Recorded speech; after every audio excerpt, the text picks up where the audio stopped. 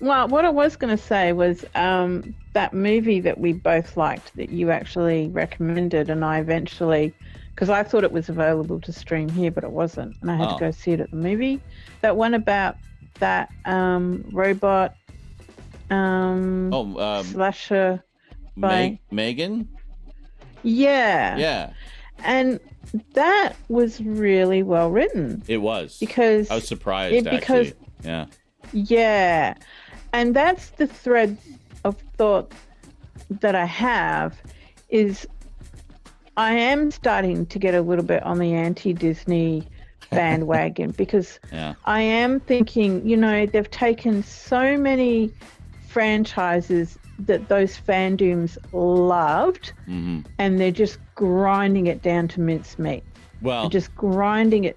Yeah. They're oversaturating the market. Yeah. And they're not, and oversaturation never ever works. And I'm wondering who the hell's in charge of their marketing. Yeah. Because, but the thing with M3GAN is that really had that 80s kind of quality to it. Mm-hmm. And it had that thing where you actually liked the people and you didn't want to see them get hurt, and there was a bit of a story and there's like character there's like character it was development watchable in it. Yeah, like the whole relationship with the aunt and the how she becomes the ward of the little girl and stuff. Yeah, and but the aunt was a little bit flawed, like she was trying her best, and then she had this crazy social worker coming around telling her what to do. Well, and it's like, her career was like her big priority. So it was like she just saw her whole life being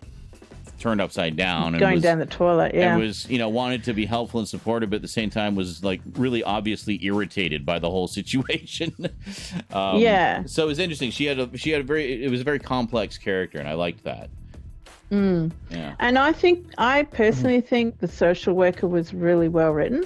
Yeah. Because unfortunately, that's the way a lot of us are starting to see social workers, that they're becoming a little bit disjointed with, okay, it's all well and good to have this university theory, but to actually walk something out, like she's like, well, what does a kid play with and where will the kid be sitting? It's like, it's been like 5 days, right? Yeah, exactly.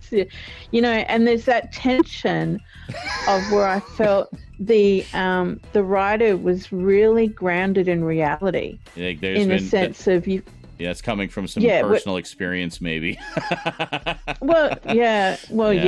And it's like, this is real. Like, people are flawed. They're not perfect. And then you've got a so-called university educated person that comes in and they've studied it all and they know it all. And I really I liked that tension that it's like. It's very good. And I'm not seeing that in a lot of stuff to the point where I'm going, what the hell am I watching? Like I watched Doctor Strange World, or whatever the hell it was called again. Multiverse of Madness. Yeah, and oh my God, I have never been so disappointed in a film in my entire life. Really? I just sat there and I just thought, how the hell do you take something like Doctor Strange and turn it into this? Like, what the hell happened?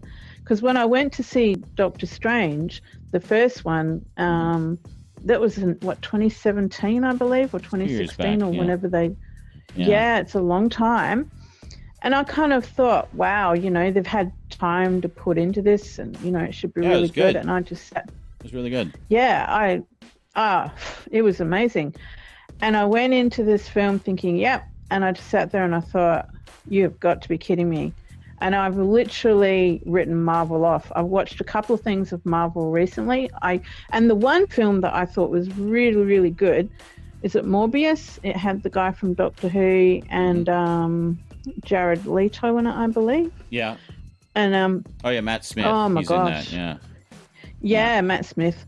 And I just thought, wow, that was pretty well done, actually. I know it's watchable. You can rewatch it a few times. Interesting. But I have not seen that one yet. I know it wasn't very well received, though. But no, it's not. But I liked it. But again, having not seen it, but in defense of Morbius as a character, in the comics, he was never like an A-list character. He was always like a B-list character, guest star. He'd show up in other things. I think he very rarely had his own series. He was usually just sort of floating around out there in the ether of the Marvel Universe somewhere. So he was never like a big, huge character. So it was interesting to me that the choices of characters that Sony has been adapting in their sort of Spider-Verse stuff, like their villain side of the Spider-Verse. So it's been interesting choices, like kind of similar to how with Marvel they were taking chances with some of their B-list teams or characters, like with Guardians of the Galaxy and stuff like that. And sometimes it pays off really well, or other times not, like with Eternals. But Sony's been doing the same kind of thing. Like, kind of started with the big popular character of Venom, and then have kind of branched off into other characters. We got Kraven the Hunter coming out, which looks really fucking good. And we had Morbius, which I think people just didn't know the character and didn't really... From what I've heard, it's pretty accurate to the comics. So, but I think it's such a niche character and a niche kind of take on vampire lore that it's not going to be everybody's cup of tea. They go in expecting a superhero movie and see more of like a modern vampire story with some superhero aspects to it. It's just not going to be something that resonates with them as much, I don't think. But I have the Blu-ray. Morgan sent it to me. I haven't watched it yet, but I look forward to checking it out. Well, I watched. Yeah, hi Joe. I watched the breakdown of what Disney have spent on film since Lightyear came out. Yeah. And they went through a list of all these films of Lightyear. Was it Thor: Love and Thunder? Guardians of the Galaxy 3. There was a list, like Little Mermaid, blah blah blah, right? And they've spent $3 billion on these films. Wow. And that was making the films and marketing. Yeah. And they spent a lot on marketing. So much on marketing. And they barely broke $1.8 billion for the whole lot in theaters. Wow. They're losing billions of dollars. Like literally billions, yeah. Yeah, and you know, and there's this whole thing about they're not making as much money apparently from streaming as they were with cable. No, because it's a completely different model for cable. I mean, it's the advertisers that are paying for everything. They're basically paying for time in your like prime time slots and whatnot, and they pay top dollar for that. Whereas in streaming, they don't make anything from that. It just shuts the advertisers out entirely, and they're just making money off their subscriptions. And that's what I was saying. Like, it's just not making that much money, and it's all spread so thin now among so many streamers that they literally don't have enough subscribers, I don't think, to cover their expenses in producing content to lure more subscribers, you know? Yeah. The machine is not working. It is not able to sustain itself. Yeah. And there's a whole host of reasons. I mean, I know the whole thing out there about go woke, grow broke is a thing, but a lot of people don't agree with that. That's a lot of nonsense. people. Yeah. No, I mean, it's. Yeah. Sorry. Go ahead. I was going to finish that. Yeah. Yeah.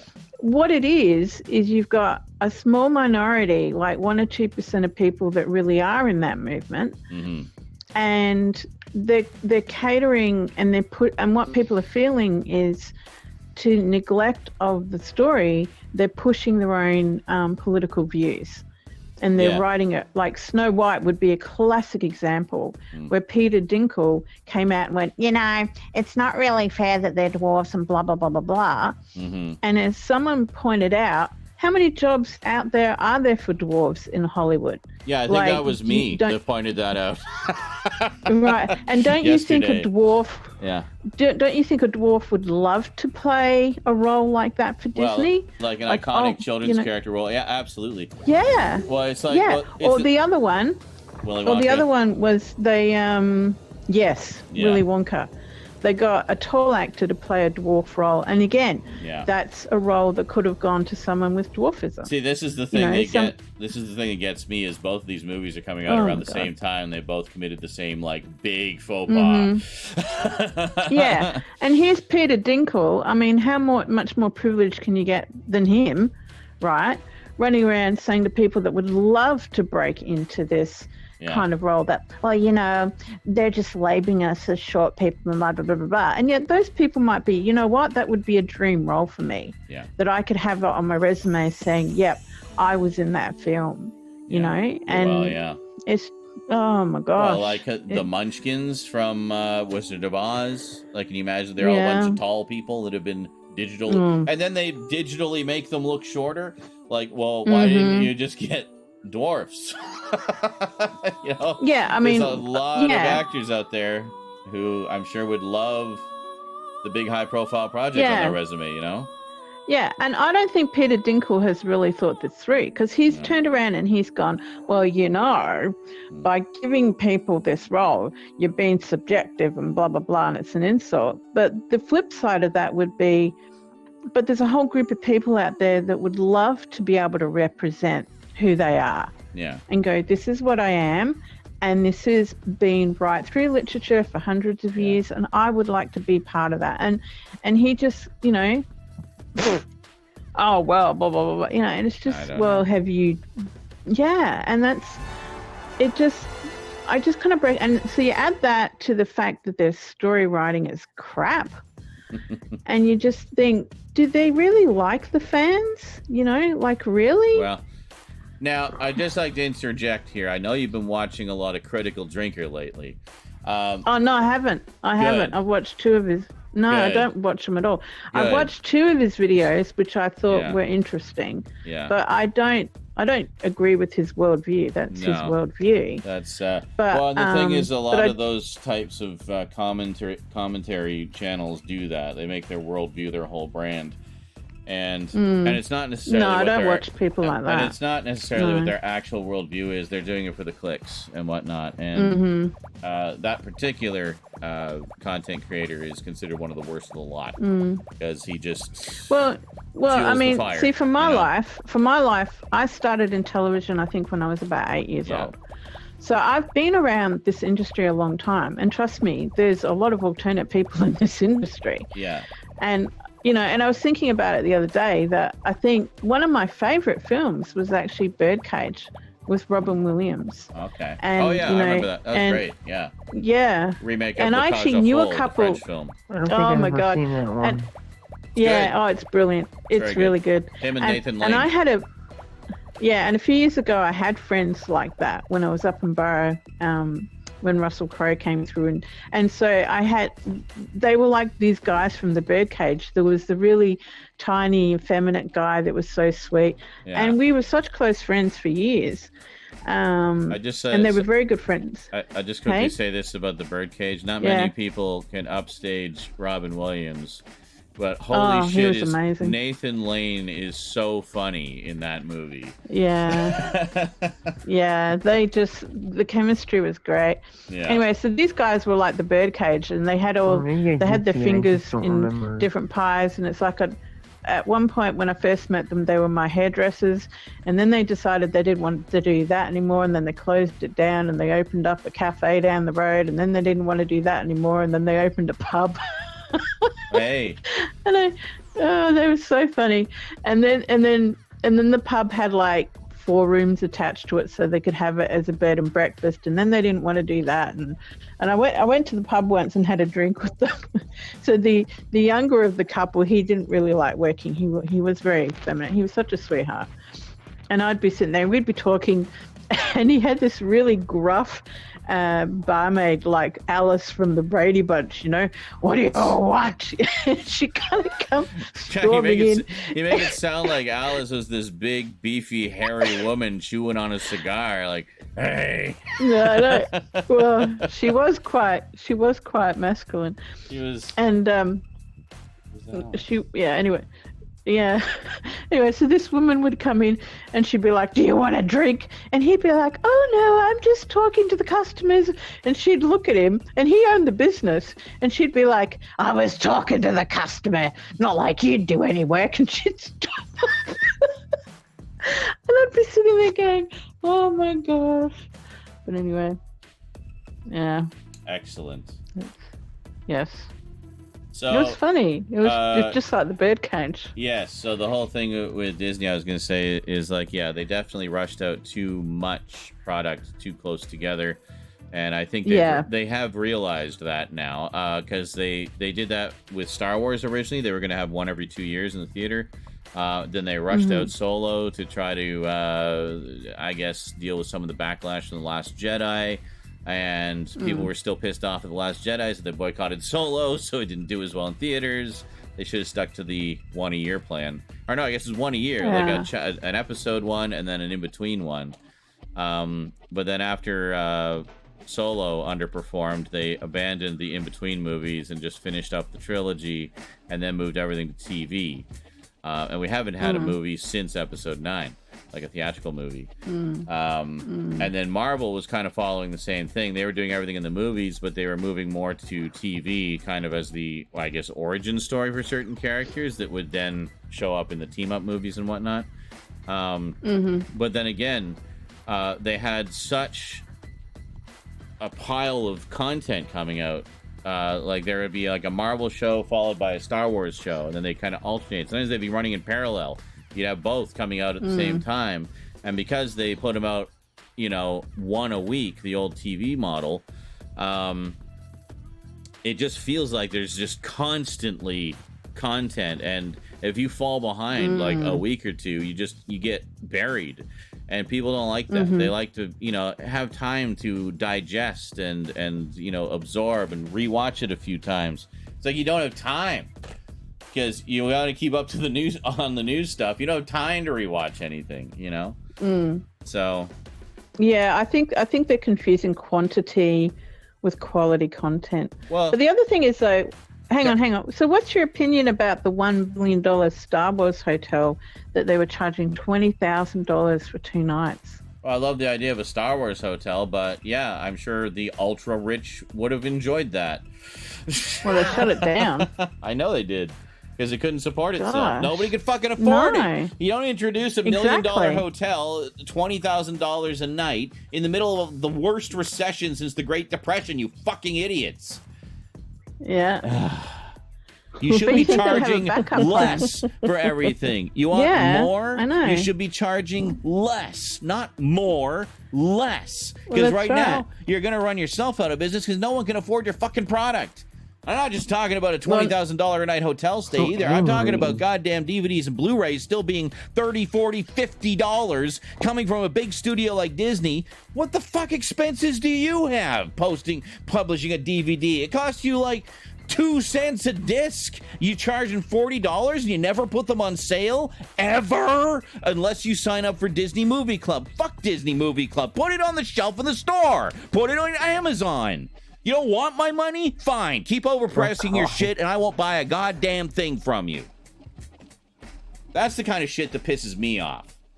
These giant mega corporations charging out the ass for their products in the middle of the worst recession we've seen in 100 years.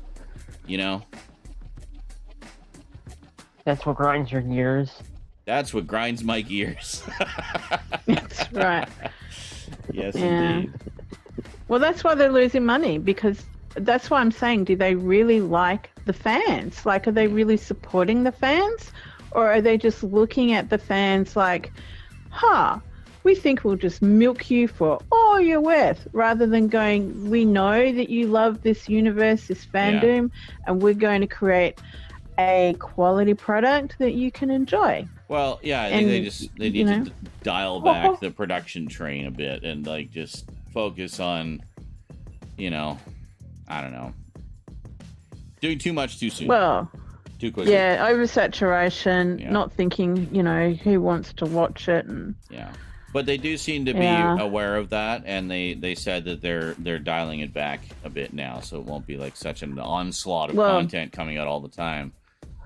So yeah, well, the past 3 days, the guy that's the CEO has gone into overdrive for damage control. He's looking at selling off stuff and sorting out. Yeah, he really is. I know he was talking about. And what a mess he's inherited. Oh, I know. Well, the previous guy made a fucking mess of it, and now he's trying to pick up the pieces and move the company forward. And so. But I thought this through to conclusion, right? Okay, so you build $1 billion hotel, which is a Star Wars hotel. Great idea. Okay, that's your investment, $1 billion. Now let's think this through to conclusion. A, who the hell can afford $20,000 for 2 nights with children? Yeah. Okay, if you've got children, oh my gosh. and then B, how often are you going to have to refurbish it? It's Star Wars. It's timeless Star Wars. You're not going to have to come in, other than maintaining the building and looking after it. How often are you really going to have to come in and refurbish it? Like, really? So you're looking at an investment. Yeah, and then just look after the building and then market it at a reasonable rate to people that would want to enjoy it. Like, freaking hell. I would never pay $20,000 for 2 nights. No. Ever. That's a lot of money. It is. I think I've only ever considered maybe dropping a few thousand on a holiday like that, and that would be that train that goes through the Rocky Mountains, like a once in a lifetime thing, because I love trains. But I like trains. I mean, unbelievable. Yeah, unbelievable. But I like trains. I mean, I just sat there and I thought, did they even know who their clients are? Okay, Sheldon. Like if your parents with 2 kids. No. So, yeah, I don't know. I think they're screwed. I think good luck, mate. Like, like they lost content because of COVID and they've oversaturated it, and now everyone's on strike. This guy says he's a Star Wars fan. Unbelievable. Have the Ewok movie. That's right. Where's Dad when you need him? Unbelievable. They take your money and then they put up this rubbish that nobody wants to watch. Yeah, Analog says it'll begin to morph from the clean prequel look to the lived-in look of the original trilogy over time. Yes. Yeah, which is, exactly. Yeah. Nothing wrong with that. Perfect. Yeah. Yes. But I mean, other than adding new sections that pertain to, the most popular new things that have been added to the Star Wars universe, it wouldn't really need to. No. So, wait, so this is just the hotel, though, right? They still have the Star Wars area at Disneyland? No. Oh, no. That doesn't include meals, drinks, or anything. That's just for the privilege of having a room with a bed. Well, yeah, no, that's experiences. That wasn't even close to what I asked. Park. We can charge sorry, that's what I thought you were asking. That isn't what I asked. As I said, because there was a whole park. There was like a section of Disneyland that was Star Wars. Is that all still there? Is it just the hotel that's gone, or have they just nuked the whole attraction? They're really in trouble. So they've closed down. They've closed down the hotel. Yeah. They spent $120 million that blew out for a Winnie the Pooh ride at Tokyo that hasn't taken off. They've been sacking. It needs to be the blood and honey ride. Then it'll take off. I know. See, I have never seen people spend $1 billion like it's a $10 note. And how much is that? Well, that's $1 billion. Oh, yeah, well, okay, yeah, we'll sign that off. And, cool. Yeah, and how much is that? Well, that'll be about $250 million. Yeah, okay. $250 million. That's reasonable. Yeah, yeah. So the US really has suffered because of COVID, and of course, people aren't going to thanks COVID to Disneyland a lot. But again, at Disneyland, they've introduced the woke environment, and some parents don't want their children exposed to that. I don't care what their beliefs are. Yeah. So there's a whole dynamic of, I think they don't know who their audience are. That's really, and what people can afford. Mm. But there's rumors that they're going to close down more stuff in the US. Yeah. See, Analog, I just assumed Disneyland because that's when they always fucking talk about. Even though everyone knows Disney World is vastly superior. Yeah. Well, the one. Yeah, Epcot Center. I rest my case. Yeah. Fucking Well, love that's Epcot where Center. Resort TV One with people I follow stream every single day. Epcot. Wow, shut up. 3 times is the limit. 4 or more, it becomes exponentially annoying with each one you add. That's the rule of comedy. Do not go more than 3. No. So, but what they did to the World of Imagination attraction is an absolute fucking travesty. Look up, there's a couple videos on YouTube about it, giving you the history of the World of Imagination. I saw it with my dad in like 1987, so it was the original form of the World of Imagination, and it was amazing. It was this wonderful, magical experience. What happened to it over time is awful. There are YouTube videos about it. Go look it up. But he doesn't even have the Ewok movies. Those are the best ones. How can you call yourself a real Star Wars fan? I think the summary here would be. I think the summary here would be. You know how. What? We're watching a live viewing. Joe Bob and Darcy the Mail Girl. Oh, The Last Drive-In. Nice. I think it's the season finale. Oh, is it? Yeah. So enjoy. Yeah. It's apparently a lot of fun. Yeah, it is. I follow them on Twitter. I followed Darcy. I've followed Darcy for a while, yeah. She's great. She is. She does modeling, too. I didn't know she did porn, but... Okay. She does porn, too! Yay! Well, God, that's funny. Well, then, I'll be doing a little Google searching later. So I think to coin the phrase of, how some people have that touch that everything they touch, they turn to gold. I think we could coin the saying now for Disney that everything Disney touches is turning to shit. Wow. It's getting really like, oh my gosh. I don't think it's anywhere near. Wow. No, I mean, Jails. business, right? So JL's dropping bit bombs left and right. Let's see some donos in the mix here, guys. Because bits don't add time to the clock. Only donos do. Oh, yeah. Bits will help me with next month's bill. Perfect timing for backfiring. Mm-hmm.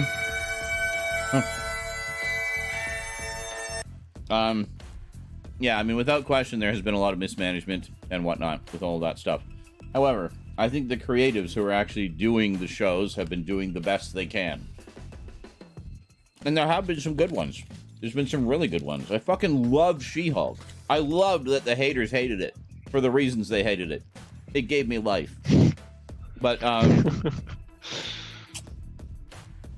and so much potential content countering their stupid, half-baked opinions of bullshit. Anyway. You know what's bullshit? Miss Marvel was great. Hey, I really like Moon Knight. Moon Knight. So much so I went and bought the first 4 Epic collections. Most of the Star Wars stuff has been good. So, I don't know. There's good stuff. It's mostly the movies I think have been kind of hit and miss. From what I hear. I haven't watched a lot of the Phase 4 stuff, so I don't know. Other than some of the shows. But the ones I watched, I enjoyed. So, I don't know. But I would definitely agree with oversaturation at the very least.